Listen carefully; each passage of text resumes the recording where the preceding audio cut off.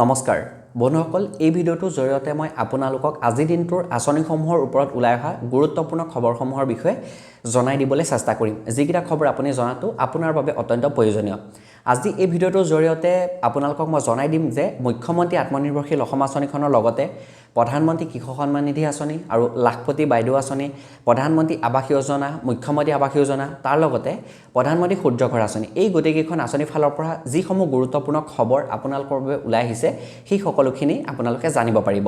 গতিকে আপোনালোকে গোটেই খবৰসমূহৰ বিষয়ে জানিবলৈ হ'লে ভিডিঅ'টো অকণো স্কিপ নকৰি কণ্টিনিউ শেষলৈকে চাই থাকিব আৰু তাৰ লগতে এতিয়ালৈকে যদি আপুনি আমাৰ এই চেনেলটো ছাবস্ক্ৰাইব কৰা নাই তেনেহ'লে এতিয়াই গৈ চেনেলটো ছাবস্ক্ৰাইব কৰি লওক গতিকে আহক বেছি দেৰি নকৰি আজি দিনটোৰ খবৰকেইটাৰ ফালে আগবাঢ়োঁ বন্ধুসকল মই আপোনালোকক প্ৰথমটো গুৰুত্বপূৰ্ণ খবৰতে জনাই দিব বিচাৰিছোঁ মুখ্যমন্ত্ৰী আত্মনিৰ্ভৰশীল অসম আঁচনিখনৰ ওপৰত আপোনালোকে গম পায় এই আঁচনিখনৰ জৰিয়তে ইতিমধ্যে প্ৰায় 25,000 নিবনুৱা যুৱক যুৱতীয়ে 75,000 টকাকৈ আমাৰ অসম চৰকাৰ ফালৰ পৰা ব্যৱসায় কৰিবৰ বাবে লাভ কৰিছে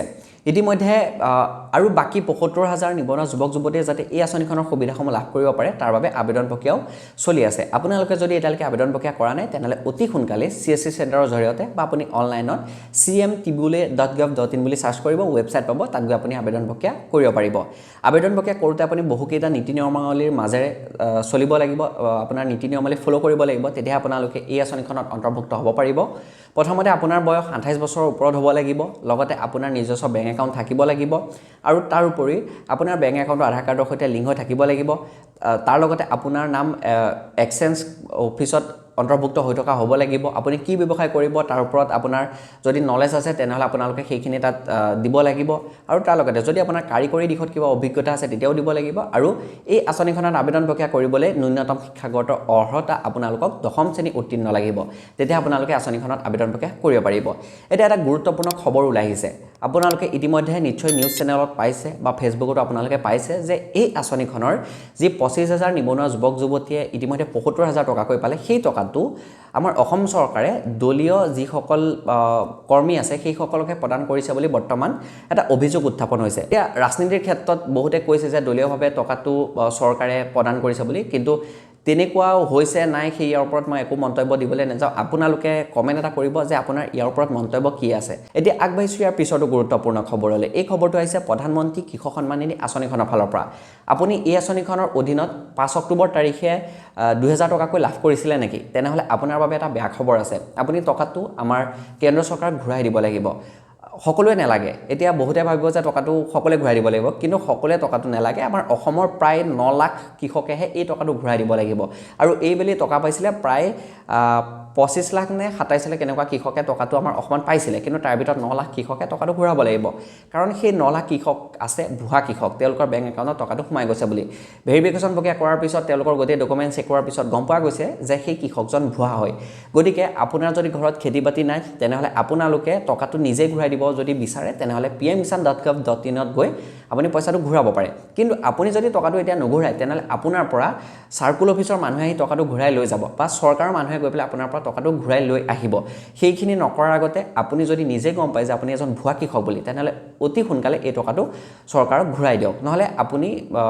আইনৰ অধীনত আহিব পাৰে আপোনাৰ ওপৰত বিহিত ব্যৱস্থা চৰকাৰে ল'ব পাৰে আৰু যিসকল প্ৰকৃত কৃষক হয় সেইসকলে টকাটো ঘূৰাই দিব নালাগে আৰু যিসকল প্ৰকৃত কৃষকে এইবাৰ কিস্তি টকাসমূহ লাভ নকৰিলে সেইসকলে আহিবলগীয়া 19 নম্বৰ কিস্তিটো লাভ কৰিব যদি তেওঁলোকে EKYC মাটি ডিটেইলছ আপডেট বেংক একাউণ্ট আধাৰ কাৰ্ডৰ সৈতে লিংক তাৰ লগতে তেওঁলোকে গোটেই কামখিনি যদি কমপ্লিট কৰি এতিয়াৰ পৰাই ৰাখে তেতিয়াহ'লে অতি সোনকালে টকাটো লাভ কৰিব আৰু আপুনি যদি নতুনকৈ আবেদন এতিয়ালৈকে কৰা নাই তেনে অতি সোনকালে গৈ আবেদন প্ৰক্ৰিয়া কামসমূহ আপুনি কৰিব পাৰিব CSC চেণ্টাৰৰ জৰিয়তে আৰু অনলাইন ৱেবছাইটৰ জৰিয়তে আবেদন প্ৰক্ৰিয়া হৈ আছে লগতে PM কিষাণৰ এটা এপ আছে সেই এপতো আপুনি আবেদন প্ৰক্ৰিয়া কৰিব পাৰিব এতিয়া বন্ধুসকল আগবাঢ়িছোঁ ইয়াৰ পিছতো গুৰুত্বপূৰ্ণ খবৰলৈ এই খবৰটো আহিছে লাখপতি বাইদেউৰ ফালৰ পৰা এতিয়া লাখপতি বাইদেউৰ নিউজ দিলে বহুতে হয়তো মোক গালি দিব পাৰে চাওক মোৰ ওচৰত যিখিনি নিউজ আহি পৰে মই যিখিনি কালেক্ট কৰিব পাৰোঁ সেইখিনি আপোনালোকক জনাই দিওঁ যাতে আপোনালোকে এই আঁচনিখনক লৈ নিউজসমূহ যাতে সকলোখিনি জানি উঠে এতিয়া আমাৰ মুখ্যমন্ত্ৰীগৰাকীয়ে আমাৰ অসমত যি 5টা সমষ্টিত উপ নিৰ্বাচন হৈছিলে তেতিয়া সেই 5টা সমষ্টিৰ ভিতৰত যিকোনো এটা সমষ্টিত নিৰ্বাচন চলাবলৈ যাওঁতে তেওঁ এটা কথা ঘোষণা কৰিছিলে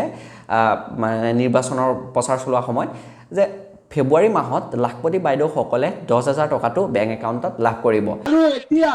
ফেব্ৰুৱাৰী মাহত আমাৰ ভেৰিফিকেশ্যনৰ কাম 90% কমপ্লিট হৈছে আমাৰ মহিলা আত্মসহায়ক গোটেও এতিয়া 10,000 টকাকৈ বেংকত পাই যাব আৰু মাত্ৰ কেইটামান দিন ৰখিলে সব গ্ৰুপৰ মেম্বাৰে 10,000 টকা কৰি বেংকত পাই যাব। ইয়াত সেলফ হেল্প গ্ৰুপৰ মহিলা কিমান আছে হাত দাঙক। এছএইচজিৰ মহিলা কিমান আছে? আজি আপোনালোকে ভেৰিফিকেশ্যন কমপ্লিট হৈ গৈছে। ফেব্ৰুৱাৰী মাহৰ ভিতৰত আপোনালোকে 10,000 টকা পোৱা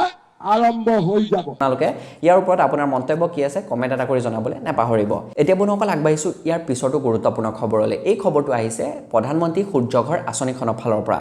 আপোনালোকে যদি আমাৰ অসম চৰকাৰৰ ফালৰ পৰা লগতে কেন্দ্ৰীয় চৰকাৰৰ ফালৰ পৰা সোলাৰ পেনেলসমূহ বহুৱাই যদি এককালীনভাৱে একোটা সাহায্য লাভ কৰিম বুলি ভাবিছে তেনেহ'লে আপুনি প্ৰধানমন্ত্ৰী সূৰ্যঘৰ আঁচনিখনৰ জৰিয়তে সোলাৰ পেনেলসমূহ ঘৰত সংস্থাপন কৰক। আপুনি যদি 1 কিলোৱাটৰ সোলাৰ পেনেল বহুৱাম বুলি বিচাৰে তেনেহ'লে অসম চৰকাৰৰ ফালৰ পৰা 15,000 টকা পাব, কেন্দ্ৰীয় চৰকাৰৰ ফালৰ পৰা 30,000 টকা পাব। অল টোটেল আপুনি 45,000 টকা এককালীনভাৱে 1 কিলোৱাট সোলাৰত আপুনি লাভ কৰিব। যদি আপুনি 2 কিলোৱাট সোলাৰত বহায় তেনেহ'লে আপুনি 65,000 টকা কেন্দ্ৰীয় চৰকাৰৰ ফালৰ পৰা লগতে আমাৰ অসম চৰকাৰৰ ফালৰ পৰা লাভ কৰিব। তেনেধৰণে কিলোৱাট ৱাইজ বাঢ়ি যদি সোলাৰ পেনেলসমূহ বাঢ়ি যায় তেনেহ'লে আপুনি সেই হিচাপত